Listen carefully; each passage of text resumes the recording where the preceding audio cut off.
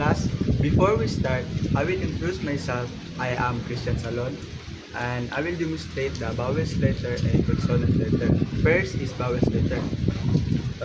First is letter A. Next is E. Next is I. Next is O. Next is U. Next proceed is what is the sound of letter A? The sound of letter A is A. Next is E. The sound of letter E is E. Next is I. The sound of letter I is E. Next is O. The sound of letter O is O. Next is U. The sound of letter U is U. Next proceed the consonants letter. What was the consonants letter? First is B.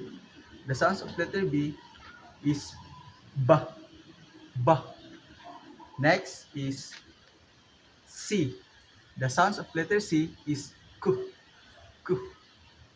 Next is D. The sound of letter D is D. Next is F. The sound of letter F is F.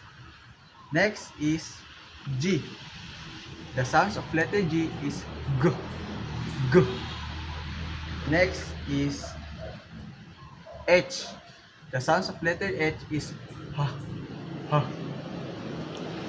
Next is J. The sound of letter J is J. Next is K. The sound of letter K is K. Next is L. The sound of letter L is L. Next is M. The sound of letter M is M. Next is N. The sound of letter N is N. Next is P. The sound of letter P is P.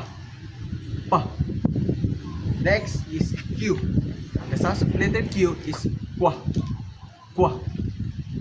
Next is R. The sound of letter R is R. Next is S. The sound of letter S is S. Next is T. The sound of letter T is T. Next is V. The sound of letter V is V. Next is W.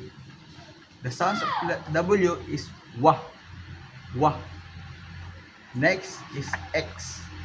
The sound of letter X is X. Next is Y.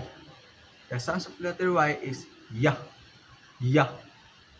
Next is Z. The sound of letter Z is Z. Always remember, this is the vowels letter and this is the consonants letter. Thank you.